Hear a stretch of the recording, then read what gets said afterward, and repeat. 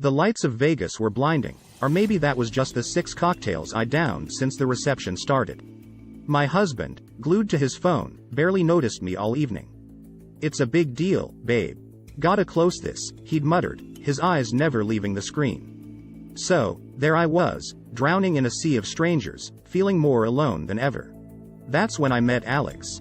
He had this easy charm, a smile that felt like it was just for me. We talked, laughed, and danced. It was exhilarating, feeling wanted again. I let myself be swept away in the moment, forgetting the ring on my finger, the husband who might as well have been 1,000 miles away. The night blurred into a cascade of bad decisions. I ended up in Alex's hotel room, the city's neon lights casting shadows across us. It was a moment of madness, a desperate grab at feeling something, anything. When I woke up the next morning, the weight of what I'd done hit me like a freight train. I slipped out before Alex woke up, my heart pounding with guilt. I tried to act normal after that, but the guilt gnawed at me with every smile my husband gave me, every "I love you," he said. I felt like a fraud. The secret ate away at me, a constant reminder of the line I'd crossed. 2 weeks later, the consequences became more than just emotional. Symptoms I couldn't ignore sent me to the doctor, and then came the diagnosis that felt like a death sentence. An STD. My world crumbled. How was I going to explain this? I couldn't. I started treatment in secret, every doctor's visit a clandestine operation. The fear of my husband finding out was a shadow that followed me everywhere. I was trapped in a web of my own making, every thread a lie, every movement precarious. The vibrant lights of Vegas seemed a world away, a stark contrast to the darkness I felt enveloping me. My husband, still oblivious, continued to bury himself in work, unaware of the storm brewing in his own home. And I, too scared to face the consequences of my actions, kept silent, hoping against hope that this secret would somehow disappear. But deep down, I knew. Secrets have a way of coming out, and mine was a ticking time bomb, ready to destroy everything I held dear. Just when I thought things couldn't get any worse, they did. It was like the universe had a twisted sense of humor, throwing me into a pit of quicksand. The more I struggled, the deeper I sank. My phone buzzed with a message that made my heart stop. It was from Jenna, my ex-girlfriend who'd been at the wedding too. "Saw you weren't yourself that night. Everything okay?" It read, but the underlying tone screamed, "I know what you did." I tried to play it cool, typing back a vague, "Yeah, just too much to drink. You know how it gets." But Jenna wasn't buying it. She replied with something that turned my blood cold. "Got some interesting videos from the wedding. You sure looked like you were having fun." My stomach dropped. Videos? How? Why? I couldn't let this hang over me. So, I did what I thought I had to. I met with Jenna.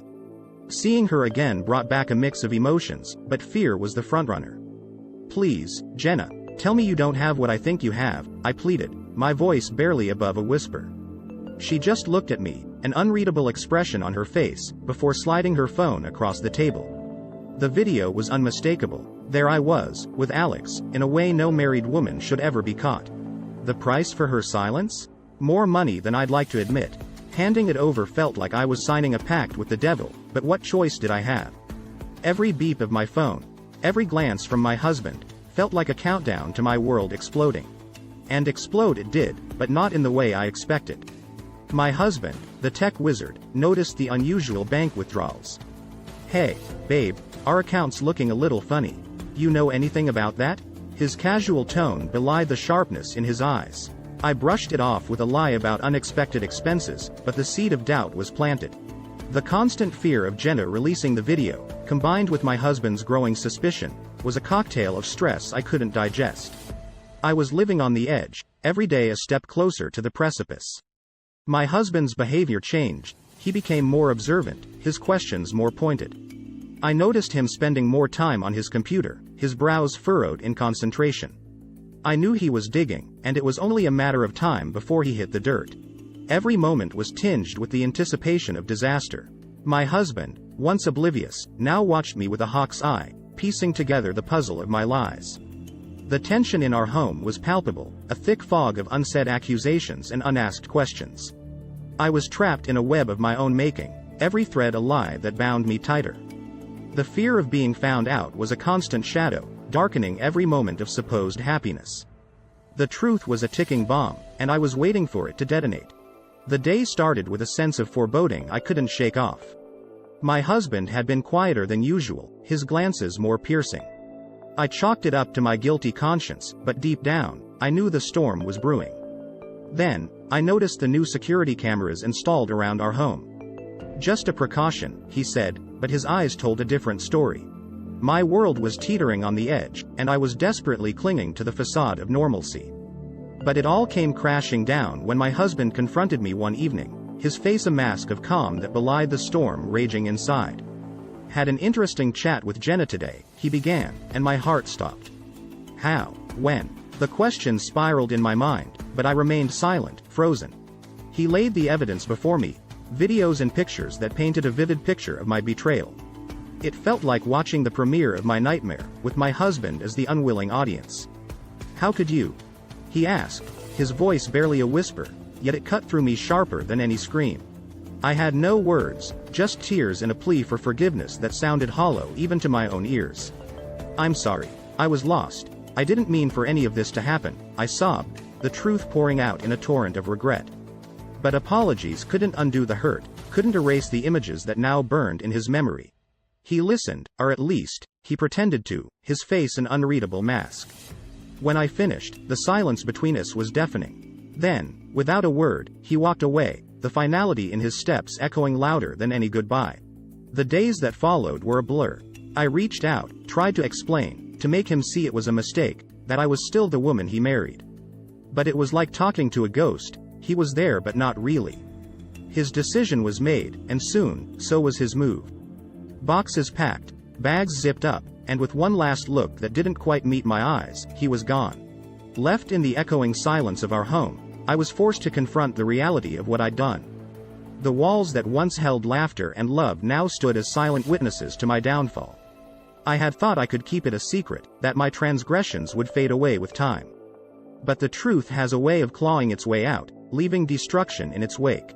His departure marked the end of our life together, a chapter closed with a silence that was louder than any argument we'd ever had. I was left to pick up the pieces of the life I'd shattered, each fragment a reminder of the love I'd betrayed. The loneliness was a constant companion, a shadow that followed me through the empty rooms, a reminder of the cost of my actions.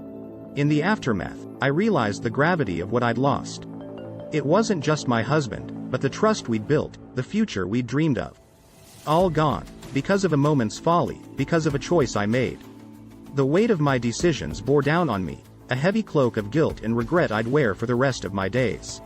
The lesson was a harsh one, learned in the cruelest of ways. Trust, once broken, was not easily mended, and some mistakes carried consequences that echoed far beyond the moment of their making. I was left alone, the architect of my own misery, a stark reminder of the price of betrayal. In the aftermath of my world imploding, reaching out to him felt like trying to bridge an ever-widening chasm with nothing but frayed ropes of hope. But every attempt to connect, to explain, to apologize, was met with the digital equivalent of a slammed door. Blocked. On every app, every platform. It was as if he was erasing me from his life, one click at a time. The silence from his end was deafening, but the noise from everywhere else was overwhelming. Whispers turned into rumors, rumors into glaring headlines in the tabloid of our social circle. My name, once spoken with affection or respect, was now tinged with disdain and judgment. "Did you hear what she did?" They didn't need to say my name. Everyone knew who she was. The messages started pouring in. Some were veiled in concern, but most were naked in their hostility. "How could you? I thought I knew you." Every word was a dagger, and I was bleeding out, unable to defend myself against the onslaught. Friends I'd laughed with, shared secrets with, turned their backs, their silhouettes joining the growing crowd of my accusers. Work became a minefield. I could feel the eyes on me, heavy with unasked questions and unsaid accusations. My desk, once a place of productivity and pride, felt like a pillory. I could almost hear the whispers, feel the judgment pressing down on me. "That's her. Can you believe it?" My career, once on an upward trajectory, was now spiraling, caught in the gravity of my personal failings. When the divorce papers arrived, it felt like a formality. A rubber stamp on the end of my marriage, of the life I'd known. Infidelity cited in black and white, a scarlet letter I'd wear in the court of public opinion. My lawyer, a woman with kind eyes that didn't quite reach the rest of her face, tried her best to prepare me. "It's not looking good," she'd said, a master of understatement. The evidence was damning, and my pleas for understanding, for leniency, fell on deaf ears. The proceedings were a blur, a swift and merciless cutting of ties. He was there, looking right through me as if I was already a ghost in his past. The judge's voice was distant, the words barely registering until the final decree was pronounced. Divorced. Just like that, it was over. He got everything he wanted, and why wouldn't he? The evidence was irrefutable, my mistakes, undeniable. I left the courtroom feeling hollow. The finality of it all was a weight, dragging me down into a reality I still couldn't fully grasp. I was no longer a wife, no longer part of the us I'd clung to, even as it slipped through my fingers. The future, once shared, was now a path I had to walk alone, every step reminding me of what I'd lost. The drive home was automatic, the streets familiar yet foreign, as if I was seeing them through the veil of my new reality. The house, once filled with laughter and love, was just a building now, its walls echoing with the remnants of a life that was no longer mine. Sitting in the silence, I realized the full extent of what my actions had cost me. Not just my marriage, but my place in the world. My reputation, my friendships, my career, everything was tainted, damaged beyond repair. The divorce might have been the legal end of my marriage, but the consequences of my betrayal were just beginning to unfold. The ink on the divorce papers hadn't even dried before the reality of my new life began to set in. Money, once a shared resource in our marriage, was now a source of constant anxiety. The divorce settlement had left me with little, and the blackmail payments to Jenna had drained what little reserves I had left. It felt like I was paying the price for my actions, not just emotionally but literally. Moving out of the home I had shared with my husband was a sobering experience. I traded our spacious, warm house for a cramped, cold apartment on the outskirts of town. The walls were thin, the neighbors noisy, and the sense of isolation palpable. It was a stark reminder of how far I'd fallen, of the gap between the life I once had and the one I was now forced to navigate. The STD diagnosis added a layer of complexity to my already complicated situation. It was a permanent mark of my indiscretion, a scar I would carry with me. The shame was sometimes too much to bear, a constant reminder of that one night and its irreversible consequences. I tried to pick up the pieces, to build something resembling a normal life. But the shame of what I had done followed me like a shadow. Friends I once confided in had turned their backs on me, and my professional life was in tatters. Starting over was harder than I had imagined. The world seemed to have moved on without me, leaving me behind with my mistakes. Meanwhile, my husband seemed to flourish in the aftermath of our divorce. Pictures of him smiling and laughing with friends started appearing on social media, a stark contrast to the lonely existence I now led. Seeing him so happy, so unburdened by the past we shared, was a painful reminder of what I had lost. The life we had built together was now just a memory, one that he seemed all too eager to forget. The loneliness was suffocating. In a desperate attempt to fill the void, I tried dating again. But my heart wasn't in it. Trust, once given so freely, was now a commodity I couldn't afford. My past was a barrier, a wall that kept me from connecting with anyone new. The fear of being judged, of having my secrets exposed all over again, made it impossible to open up.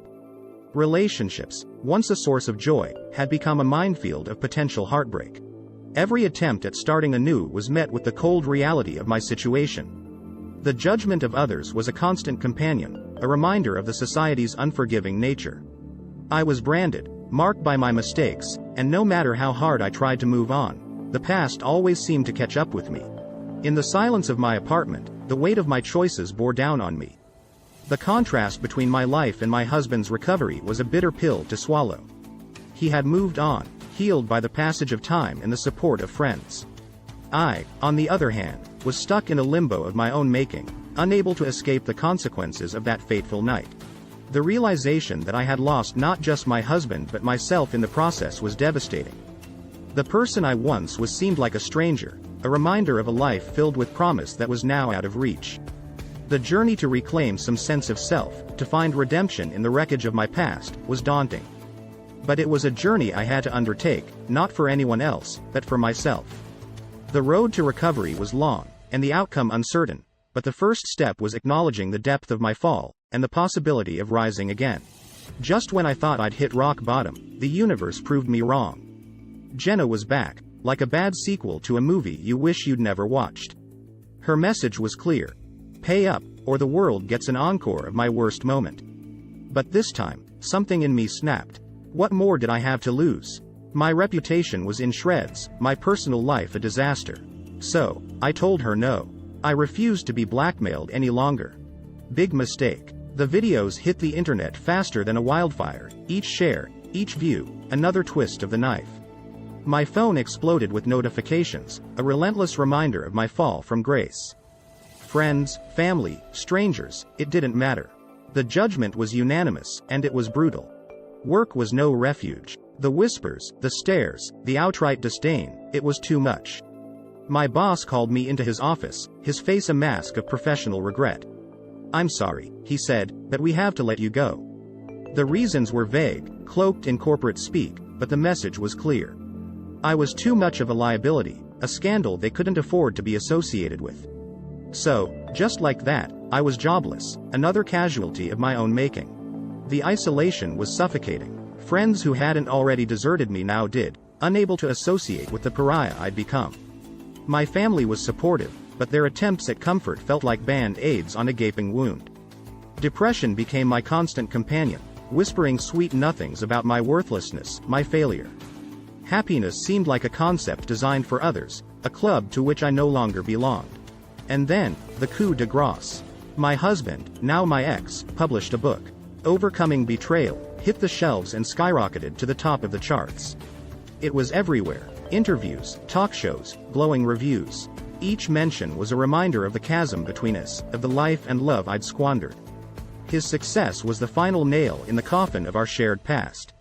He had moved on, turned our tragedy into his triumph, while I remained trapped in the purgatory of my mistakes. Sitting alone in my dimly lit apartment, the contrast between our lives couldn't have been starker. He had risen from the ashes of our marriage, a phoenix reborn, while I lingered in the shadows, a ghost of the woman I once was. The irony wasn't lost on me. In trying to find myself, I had lost everything that mattered. My choices, my actions, had led me here, to this moment of stark realization. The road ahead seemed bleak, a never-ending tunnel with no light in sight. Yet, in the depths of despair, a flicker of defiance sparked within me. Was I going to let this be the end of my story? A tale of caution, of loss and defeat? The thought was unbearable. With nothing left to lose, I realized I had everything to gain. Rebuilding my life wouldn't be easy, but perhaps, in the wreckage of my past, I could find the foundation for something new, something true. It was a slim hope, a fragile seed in the barren landscape of my life. But it was mine, and in that moment, it was enough. Flipping through channels, I stumbled upon him, larger than life on the screen, speaking with a calm I barely recognized. He was discussing his book, his journey of overcoming betrayal. His words, so measured and insightful, seemed to pierce through the haze of my existence. It was in that moment, watching him articulate his pain and recovery, that the full weight of what I had done settled on my shoulders. He had seen through me, understood the depth of my betrayal, and had found a way to transform it into a beacon for others. I was both proud and devastated. Driven by a surge of desperation, I decided to reach out to him one last time. Maybe there was a sliver of hope for forgiveness, for some form of closure that could ease the aching void between us. I penned a letter, pouring every ounce of my regret and longing into the words, and sent it through a friend, our last remaining link. Days passed in silence, each one heavier than the last, until the message finally came. Not in his handwriting, not in his voice, but through the cold, digital text from our mutual friend. He said, "There's nothing left to say." Those 6 words felt like a door slamming shut, the final echo of a love that once filled my life with warmth and possibility. The realization that I was truly alone, that my actions had irrevocably severed the bond with the one person who had once loved me unconditionally, was crushing. I looked around the empty apartment, its walls bearing witness to my unraveling. This place, devoid of memories or warmth, was a stark testament to my fall from grace. The loneliness was palpable, a constant companion that reminded me of the cost of my choices. As I sat amidst the remnants of my former life, the full extent of my loss dawned on me. My future, once bright with promise and shared dreams, was now a barren landscape, shaped by the choices of my past. There was no going back, no words that could bridge the chasm I had created. The realization that there was no hope for reconciliation, no chance for redemption, settled in with a finality that took my breath away. In that moment of profound solitude, I understood the true cost of my actions. It wasn't just the loss of my marriage, or the public scandal, or even the career I had painstakingly built. It was the loss of myself, the person I had been before the choices that led me here. I had traded everything for a moment of escape, and the price was my very soul. The journey from here was uncertain, a path unmarked and daunting. But it was mine to take. In the depths of despair, I found a flicker of resolve, a stubborn refusal to be defined by my worst moments. The road to redemption was long, perhaps endless, but it was the only way forward. As the chapter of my life with him closed, a new one awaited, written not with the expectation of forgiveness or redemption from others, but with the hope of finding them within myself. It was a small hope, fragile and uncertain, but it was all I had. And in the silence of my empty apartment, it was enough to light the first step of a long journey back to myself.